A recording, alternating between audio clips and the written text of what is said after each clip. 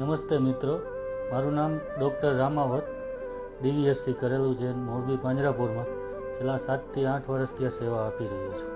આપણે પશુની સારવાર, સેવા અને માવજત સિવાય એક નાનકડું એવું વન બનાવેલું છે, જેને નવું વન બનાવી રહ્યા છીએ. ધોધપર બોર્ડિંગની પાસે અંદાજે 10 લાખ ઝાડવાને વાવવાનું કામ ચાલી રહ્યું છે, જે જાપાની ટેકનોલોજી મિયાવાકીની જેમ બનાવવામાં આવી રહ્યું છે. તેમાં એક તળાવ પણ બનાવવામાં આવી રહ્યું છે.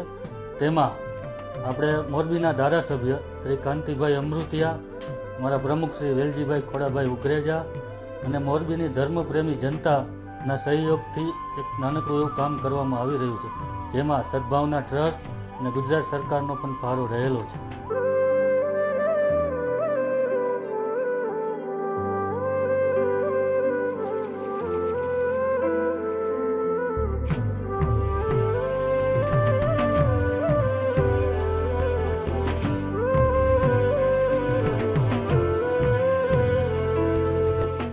નમસ્કાર મિત્રો, કરુણા ટોક્સમાં આપનું સ્વાગત છે. હું છું કિશોર રોડિયા. મિત્રો, મોરબીમાં સરતાનપર રોડ ઉપર મોરબી પાંજરાપોળ આવેલી છે અને આ પાંજરાપોળની અત્યારે અમે મુલાકાતે આવ્યા છીએ અને અહીંના મેનેજર છે શ્રી સંદીપભાઈ. આવો એમને મળીએ અને મોરબી પાંજરાપોળ જે છે એમના વિશે માહિતી મેળવીએ.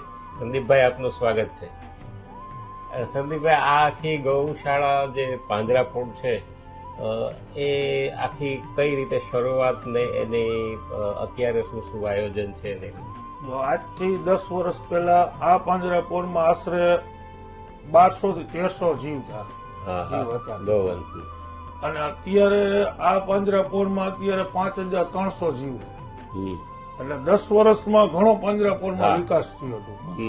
અને આમાં શું છેલ્લા 5 વર્ષમાં તો અમે જો તે પશુ એટલે જે ગમાણ હે એને નીચે ધાબા ભર્યા, નીચે કોઈ ગારામાં કે કોઈને પશુને ગારો, અને પ્લસ એક અહીંયા સત્સંગ હોલ બનાવ્યો નવો અત્યારે. કારણ કે ધાર્મિક કાર્યક્રમ, કોઈ સત્સંગ, કોઈ ધૂન ભજન, એના માટે એક ઈ અત્યારે અમે કર્યું. એક અમે એક માંદા વિભાગ અહીંયા અલગ કર્યો, જે અમારા નજર સામે રહીએ કાયમીના માટે. તો પશુને ડોક્ટર છે અમારી આગળ 2 ડોક્ટર, એક કૌશિક ભાઈ અને કૌશિક પટેલ અને ડોક્ટર રામાવત. બરાબર. આ 2 ડોક્ટર છે અમારે કાયમીના માટે. જે શરૂઆતમાં જે અમારી આગળ પશુ હતા જે 1200 થી એને લઈને અને અત્યારે અમે 5300 એ પહોંચ્યા. અમારો લાંબો ટાર્ગેટ તો એવો 10,300 કરવા. પણ એ હરવે હરવે જે મોરબીની ધર્મપ્રેમી જનતાનો અમને ખૂબ સહયોગ મળ્યો તે પછી અમે આટલે પહોંચ્યા. અને અમારા જે પ્રમુખ જે પાંજરાપોળના રહ્યા જે વેલજીભાઈ ખોડાભાઈ પટેલ, એમને હર દિન 2 કલાક રોજ દિવસની અહીંયા 2 કલાક પોતે 2 કલાક અહીંયા આવવાનું ફરજિયાત. નકર આટલા જીવનું આ બધું બહુ મેનેજમેન્ટ.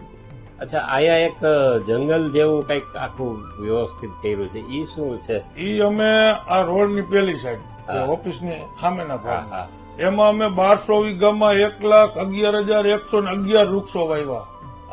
આખું પર્યાવરણ એવું મોટું બનાવ્યું. એમાં 7 તો તળાવ બનાવ્યા પાણીના. એટલે ઈ જે અહીંયાથી સવારે અમે 3000 પશુ અહીંયા જવા દઈ.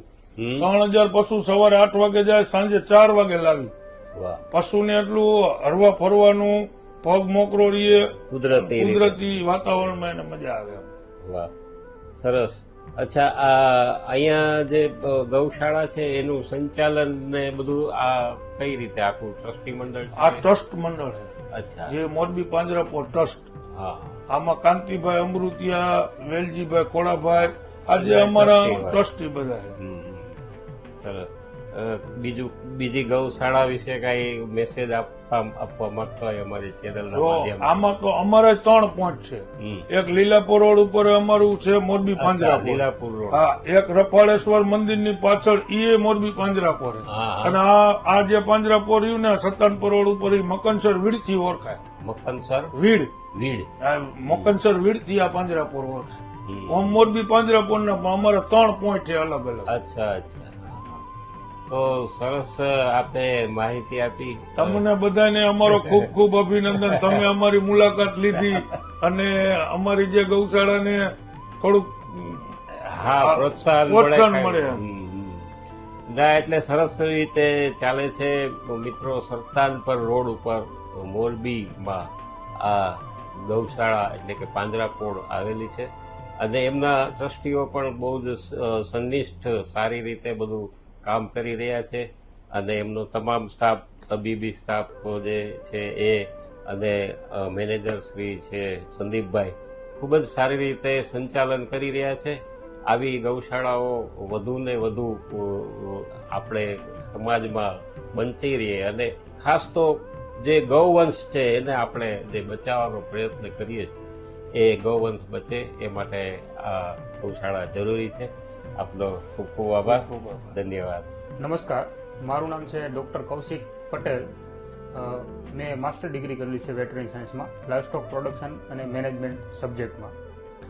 હું શ્રી મોરબી પાંજરાપોળ ખાતે એક એઝ એ વેટનરી ઓફિસર તરીકે સેવા આપું છું. અમારા કુલ 3 પોઈન્ટ છે, જેમાં હું એક વેટનરી ડૉક્ટર તેમજ 2 સહાયક ડૉક્ટર, ડૉક્ટર હિતેશ રામાવત અને ડૉક્ટર બાવરવા, અમે 3 વ્યક્તિઓ પશુ સારવાર માટે અહીંયા ઉપલબ્ધ છીએ. અમારે મુખ્યત્વે એ પ્રકારના કેસ હોય છે કે જે હાઈવે પર એક્સિડન્ટલ કેસ હોય અથવા તો કોઈ નિરાધાર પશુ કોઈ ઠંડીમાં કે વરસાદમાં પલળતું હોય અને ઊભું ના થઈ શકતું હોય તો એવા પશુઓને રેસ્ક્યુ કરીએ છીએ. એ માટે અમારી એમ્બ્યુલન્સ કાર્યરત છે, જેનો હેલ્પલાઇન નંબર છે 97 277 33 368. ફરી એકવાર કહું, 97 277 33 368. આ એમ્બ્યુલન્સમાં આ નંબર પર કોલ કરો એટલે તમને મોસ્ટલી હાઈવે ઉપર કોઈ પણ જગ્યાએ એક્સિડન્ટ થયેલો કેસ હોય તો અમે એમનું રેસ્ક્યુ કરી અને અમારા એક સ્પેશિયલ અલગથી એક માંદા પશુનો વિભાગ બનાવેલો છે, જેમાં એમને સતત દેખરેખ હેઠળ સારવાર આપીએ છીએ. અને એ પશુ વિભાગ એ રીતે બનાવેલો છે કે સતત અમારી નજર હેઠળ રહે, તેમજ તેમાં સીસીટીવી કેમેરાની સુવિધા પણ રાખેલ છે. એટલે કોઈ પણ કાંઈ પણ વસ્તુ રાત્રે પણ બનવા જોગ થાય તો એ પણ ડોક્ટર્સને જોઈને ખ્યાલ આવે. આ ઉપરાંત અહીંયા મોસ્ટલી નગરપાલિકાના પશુઓ આવે છે, જેમાં મુખ્યત્વે પ્લાસ્ટિક ખાધેલા પશુઓ વધારે પડતા હોય છે, જેમનું પણ અમે અહીંયા ઓપરેશન કરી અને એમના હોજરીમાંથી પ્લાસ્ટિક દૂર કરી શકીએ એ બધી જ સુવિધા છે.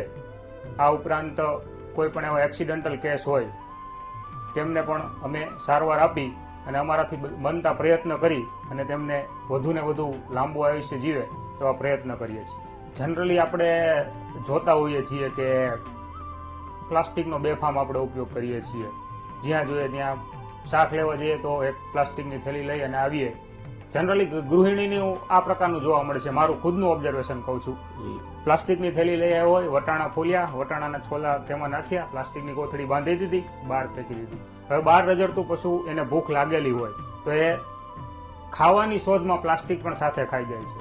તો મારી એક નમ્ર વિનંતી છે કે હવે ઘેરથી ક્યારે પણ શાકભાજી લેવા જઈએ કે કોઈ દુકાને કરિયાણું લેવા જઈએ તો એક થેલી કાપડની આપણી સાથે રાખીએ. હું પણ મારા મોટરસાયકલમાં એક થેલી હંમેશા માટે રાખું છું. બને ત્યાં સુધી પ્લાસ્ટિકનો ઉપયોગ ખૂબ ઓછો કરવો અને બને તો નહીવત જ કરવો એક નમ્ર અપીલ છે, જેથી આપના ખાલી એક નાનકડા પગલાથી લાખો ગૌવંશને ફાયદો થશે.